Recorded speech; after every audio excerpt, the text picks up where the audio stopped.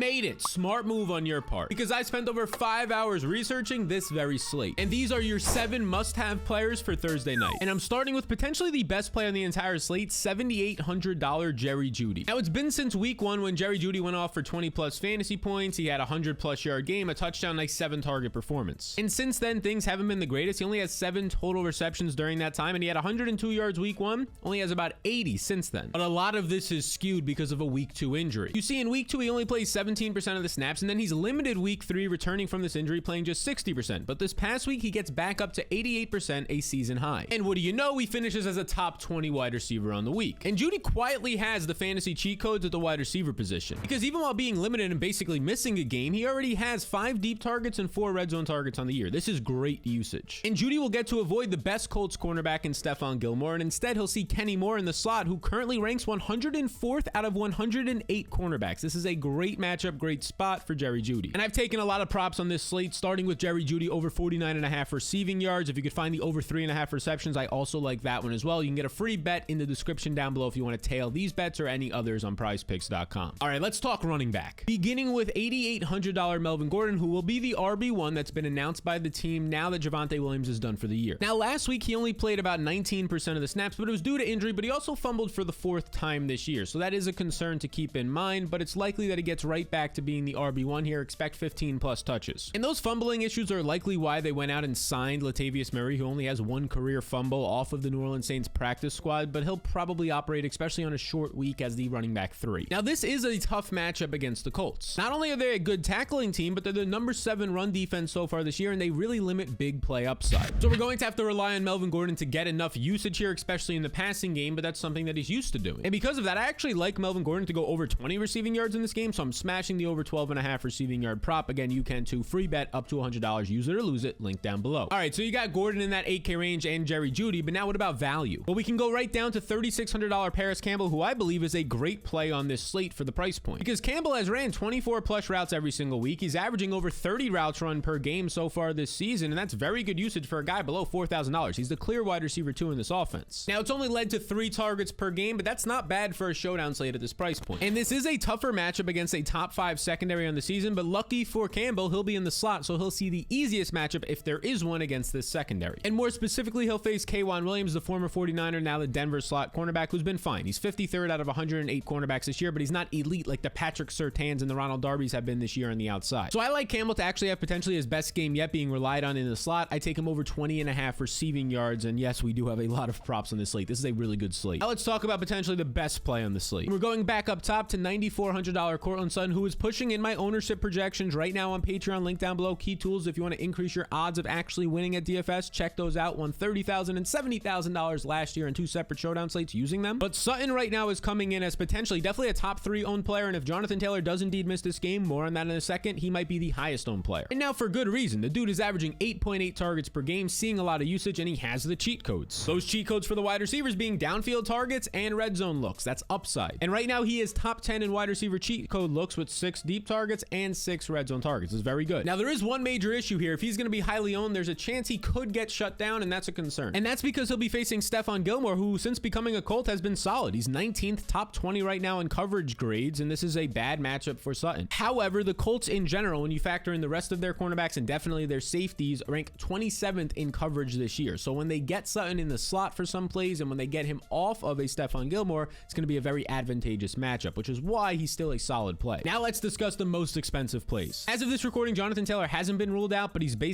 in a boot right now. It's a short week. It's an ankle. I don't know why you're going to be rushing him back. I don't think he's going to play. If he does play, he has 16 red zone looks on the year so far this year, second in the NFL. Yeah, it's going to make him a nice play, and I'd choose him over Michael Pittman, but again, don't think he's going to be playing in this one. And if he doesn't play, it's going to open up really nice value for 2 Colts running backs, starting with just $1,600 Dion Jackson. And if you don't now you know, yeah, he's on the Colts roster, and he is an athletic specimen. I mean, he profiles out most like Jonathan Taylor in terms of being bigger. He's 218 pounds, around 6 foot, but more so it's his athleticism, and this is a younger player, so he still has this type of burst, well above average burst, and top 10% speed of all time. He would definitely start to come into play because Nyheim Hines doesn't normally see 60, 70, 80% of snaps. Even when he starts, you can expect decent usage for Dion Jackson if Taylor misses. But of course, Nyheim Hines will be the go-to guy, the trusted veteran. And if Taylor misses, Hines at just $6,800 becomes one of the best, if not the best play on the slate. This price range is really nice. It would be Hines at that point. point. Jerry Jeudy, Melvin Gordon, just such a nice price range. Now, so far this year, Hines isn't seeing a lot of opportunities, but that's to be expected behind Jonathan Taylor. But he is seeing high upside opportunities. He's one of the best pass catchers in the NFL out of the backfield. He ranks 4th with 17 receptions already through 4 games, and he's the 3rd most efficient running back on his receptions. 3rd in yards per route run means that his overall targets are worth way more than the average running back. And we actually have a sample of what Hines has done as a starter in his career. In 8 games as the clear starter, basically playing 60% of the snaps or more in his career, he averages 13.5 fantasy points. That's very good, especially for this price point. He averages 16 touches per game and nearly 5.5 targets per game. This is great usage for Hines. So that upper mid-range is a really strong spot, the best spot on this slate, but we're going to need some more punt options. And I give you at just $1,000, the guy who is the cheapest, the best cheap play on the slate, the cheapest you can go on this slate in my opinion, $1,000 Kendall Hinton. And that's because he's still running ahead of KJ Hamler right now. Hamler dealing with injury from last year into this year, but it's Hinton that they're trusting out there. He's run 21 plus routes every single week of the year,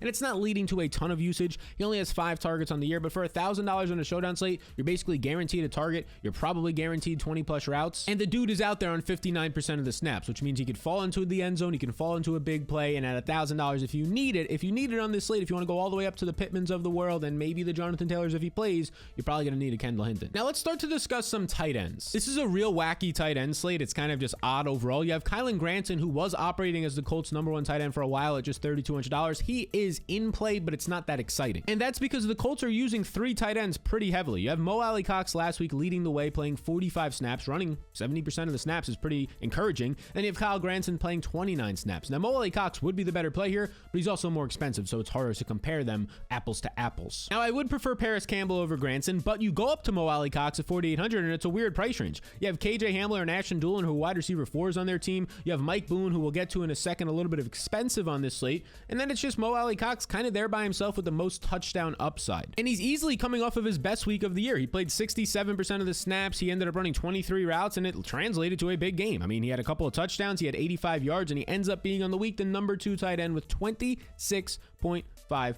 fantasy points. So in that price range of the 4 to 6K range, he definitely has the highest upside for a touchdown, and honestly, that's all you're looking for there. To finish up tight ends, Albert O is not in play. He literally ran 0 routes last week and played just 1 snap. He's the tight end 4 on this team somehow at this point. He's not in play. Well, let's talk about some guys who are in play, and that's the quarterback. So you can go up to Russell Wilson, who probably ends up being the highest owned play on this slate if I had to guess, and it's for good reason. He has a great matchup. He's facing the Colts, who rank 27th in pass coverage, but here's the thing. Not only is he going to have a good matchup in the secondary, but he's going to have time to throw the ball, which is huge for Russell Wilson. Right now, he has a positive 17% pass blocking advantage relative to league average. It's 17% better. And Wilson is coming off of his best fantasy outing of the year by far. He ends up putting up 27.5 fantasy points, the 3rd most at the position, and it's because he got involved running the ball. He ended up scoring a touchdown, having his most rushing yards and his most efficient day as a passer with 9.5 yards per attempt. This is encouraging now in a really good matchup this week. Because of this, I ended up taking a couple of Russell Wilson props, over 19.5 completions and over 225.5 passing yards. You can tell I'm liking the overs on Jerry Jeudy, kind of correlating that with Russell Wilson. You can get a free bet right now up to $100 by using the link in the description to take these props over on prizepicks.com. Right now, using the props tool on Patreon, I'm 43-22 on the season. You can do whatever you want with that, but if you want to take any props at this point or any time in the year, free bet up to $100, link down below. Now let's talk about the Colts quarterback. And if you're just looking at game film, Matt Ryan hasn't been great this year, $9,600. He definitely looks like his arm is getting even weaker, if you will, and he's an older quarterback, so it makes some sense. But for fantasy, he's putting up stats, he's making this offense work, and he's keeping the chains moving. And he'll have to do that this week. He's going to have to get the ball out quick and continue to do that because the Broncos rank top 5 in pass rush. But so far, Ryan has put up 15 plus fantasy points in 3 games. He's gotten, in DraftKings purposes, the over 300-yard bonus twice this year, and it's because he's getting the ball out quickly. He's not targeting downfield as much, so he's allowing his receivers to do things after the catch.